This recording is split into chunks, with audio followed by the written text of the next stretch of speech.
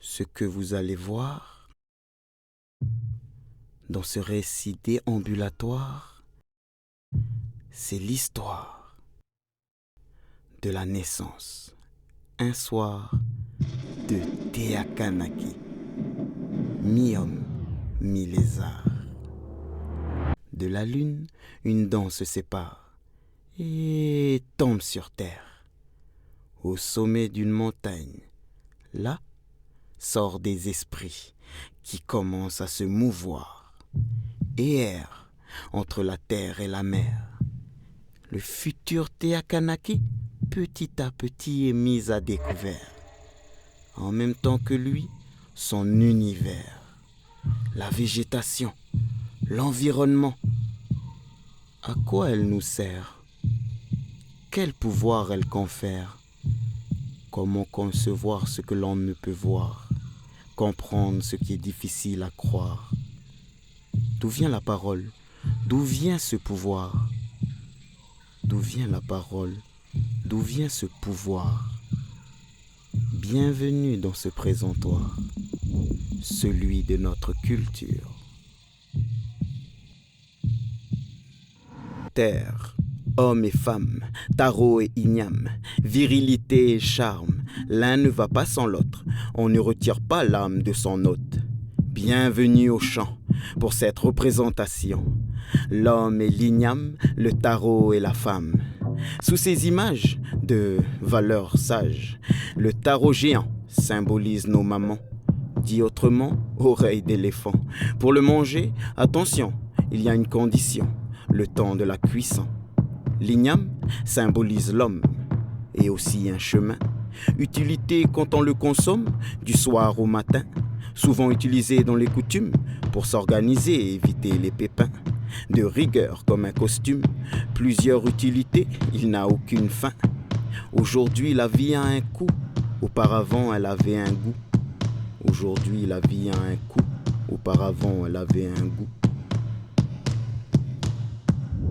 Tertre, trace laissée d'une vie dessinée qui dans notre mémoire est animée par des traditions perpétuées, par des histoires racontées, des mythes partagés, empreintes du passé, menacées par un danger, le temps d'oublier. Tertre, empreinte d'une vie marquée qui doit se faire remarquer, pas prête à s'effacer malgré qu'elle soit un vestige du passé.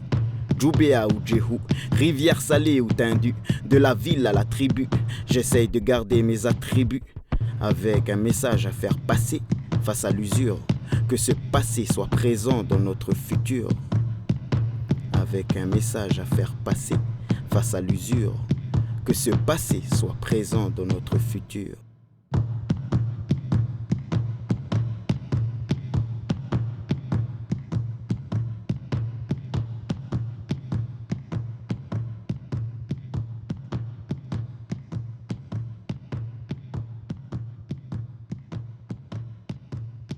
Banyan.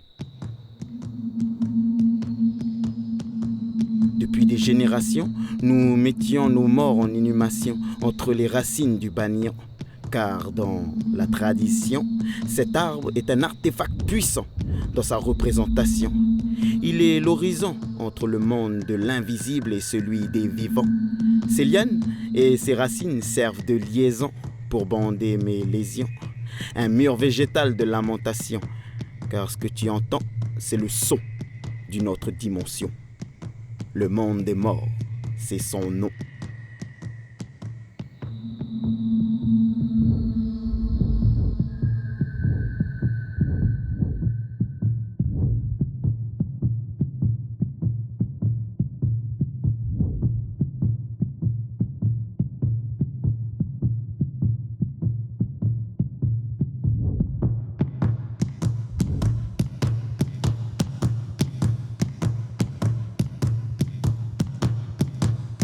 Reconnaissance.